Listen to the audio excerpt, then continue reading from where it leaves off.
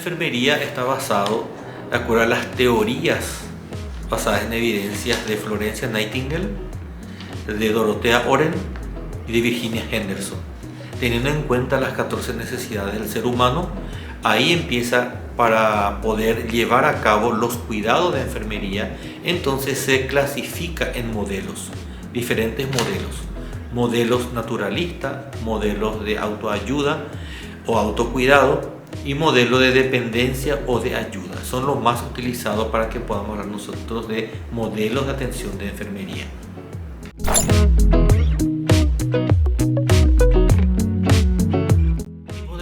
Tenemos modelo naturalista, por ejemplo, es el primer modelo de enfermería que tenemos nosotros como ejemplo a Florence Nightingale, que es la madre de enfermería. Entonces ella se basa especialmente en un modelo natural, en todo lo que uno haga en el entorno del paciente en forma natural, utilizando no solamente al mismo paciente, sino que también a todo lo que están en su entorno, por ejemplo, su papá en caso de que sean niños, hermanos, tíos, inclusive vecinos, utilizando la forma natural para que pueda llevar a cabo el proceso de enfermería.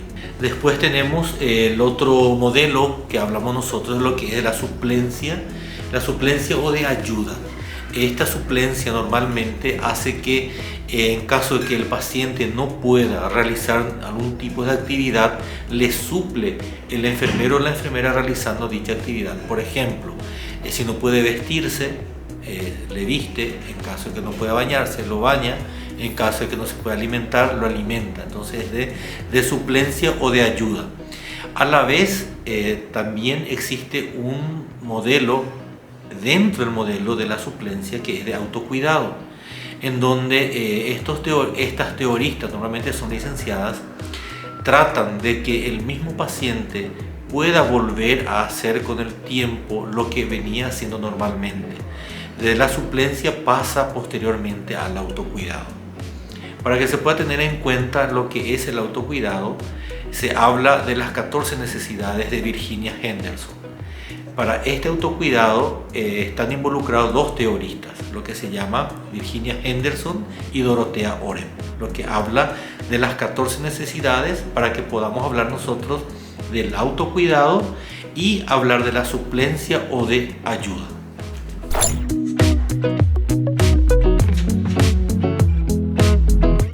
Hablando de los teoristas, tenemos varios teoristas, prácticamente son 10, pero los más utilizados son Dorothea Oren, Calixto, Peplau y también basado en evidencia de lo que es Florence Nightingale, que es la precursora.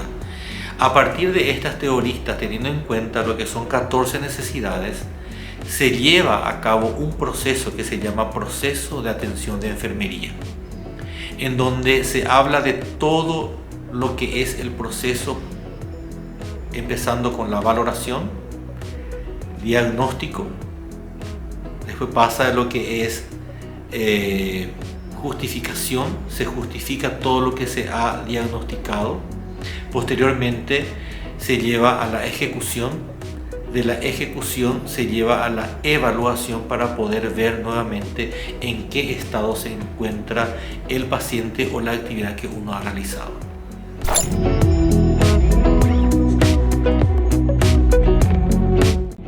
La atención de enfermería tiene 5 etapas principales. Hablamos de valoración enfermero, diagnóstico enfermero, después hablamos de la justificación de este diagnóstico, en donde nosotros llevamos a la planificación, después es la ejecución de lo planificado y de lo que hemos diagnosticado, después llevamos al proceso de valoración y evaluación nuevamente para poder ver el estado, cómo se encuentra el paciente comparando con el estado anterior que ingresó en el estado actual que se encuentra el paciente. El primer paso o etapa es la valoración, en donde trabajamos nosotros en valorar al paciente en forma objetiva y en forma subjetiva. Cuando hablamos nosotros de una valoración subjetiva, es cuando el paciente nos refiere lo que siente.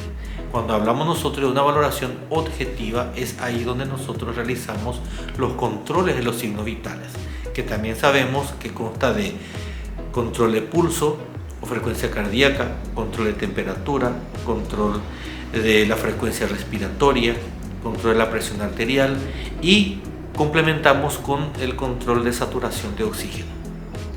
También podemos complementar con el control de la glicemia para que podamos tener como 6 signos que a nosotros nos pueda llevar a un diagnóstico.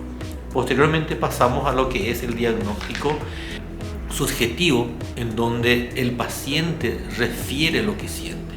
Por ejemplo, si siente dolor, si siente náuseas, si siente malestar, si siente mareos. Entonces son subjetivos, pero nosotros tenemos que llegar posteriormente a corroborar lo que son valoraciones subjetivas. Es decir, validamos eso nosotros cuando escribimos y decimos qué es lo que el paciente siente. De ahí lo que nosotros hacemos es llevar a un diagnóstico, que es el diagnóstico enfermero.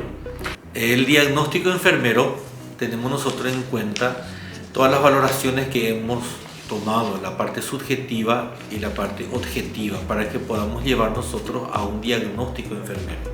Ahí tenemos en cuenta el tema del sistema, por ejemplo, el sistema neurológico, el sistema vascular, el sistema digestivo, sistema respiratorio, para que podamos nosotros clasificar el diagnóstico, y lo clasificamos por sistemas y clasificamos también de acuerdo a la naturalidad o necesidad del paciente. También priorizamos la más urgente y la más emergente. En ese proceso se tiene en cuenta en todos los hospitales lo que se llama, por ejemplo, RAC, en donde se hace la clasificación acogida del paciente. Es decir, que nosotros vemos la necesidad del paciente y lo clasificamos en colores. Eso se realiza en la segunda etapa del PAE, que es en el diagnóstico. Posteriormente llevamos a la planificación o la justificación del diagnóstico, en donde planificamos lo que vamos a realizar teniendo en cuenta el diagnóstico del paciente y priorizando también lo más urgente o emergente. Cuando ya tenemos planificado nosotros, tenemos que tener un objetivo. ¿Qué es el objetivo? ¿Qué es lo que queremos? ¿Cómo queremos? ¿Cuándo queremos? ¿Y cuántas veces queremos? Por ejemplo, el tratamiento, la evaluación, la valoración o la ejecución que vamos a realizar con el paciente. Tenemos que tener una meta trazada. Esa meta posteriormente vamos a verificar si hemos logrado o no hemos logrado, o por lo menos hemos logrado parcialmente. Cuando llevamos a la ejecución lo planificado, tenemos en cuenta, priorizamos lo más emergente o urgente. Entonces, ahí, ¿qué es lo que realizamos nosotros en la ejecución? Lo que se llama intervención, lo que se llaman cuidados o aplicación. Son diferentes modelos que utilizamos. Por ejemplo, cuando yo digo voy a intervenir, intervengo en caso de que mi paciente presenta náuseas o quiera vomitar, voy a intervenir a evitar que el paciente se broncoaspire. Si yo voy a hacer cuidado, por ejemplo, voy a cuidar que mi paciente no se caiga de la cama, voy a cuidar de no contaminar la vía de mi paciente, voy a cuidar, por ejemplo, de que no se autorretire la zona nasogástrica. Y cuando yo aplico todos estos procesos, yo voy a verificar posteriormente en la evaluación, que es el quinto paso, sería la quinta etapa del proceso, si yo he realizado a cabalidad mi valoración, mi diagnóstico, mi planificación, mi ejecución, y voy a tener el resultado en mi evaluación. En caso de que yo no pueda o no llegue a mi meta, ¿qué es lo que yo debo hacer? Volver a realizar el proceso. Este proceso debo hacer cuantas veces sea necesaria. No solamente una vez se realiza con el paciente. Yo puedo realizar 10 veces, 20 veces, toda vez que el proceso sea continuo.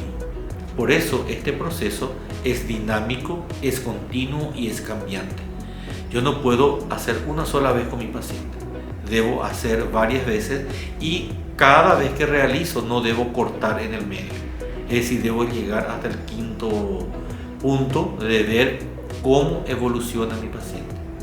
Debo tener un resultado, ya sea negativo, neutro o positivo, para que yo pueda lograr mi objetivo principal.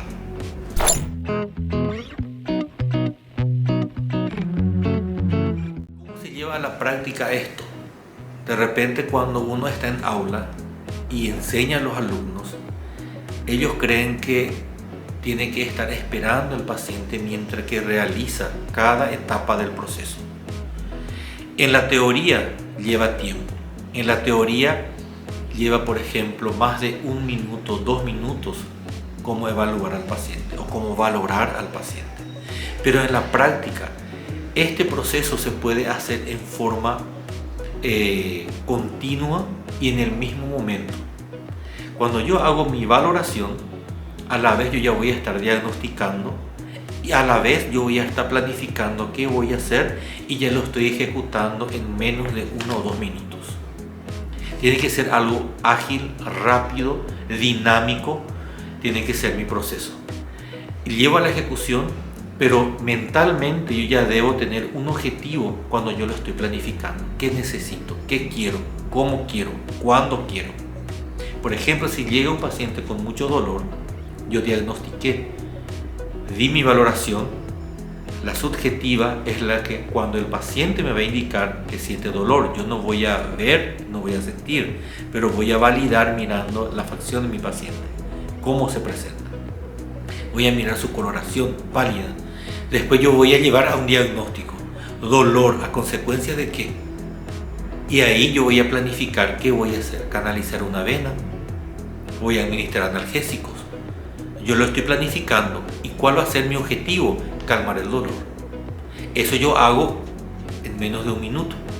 Posteriormente hago mi proceso de canalización, hago mi proceso de administración según indicación médica y en media hora, en 1 hora, yo tengo que tener un resultado positivo. Ahí ya voy a hablar de que el paciente mejora, el paciente permanece estable o paciente empeora.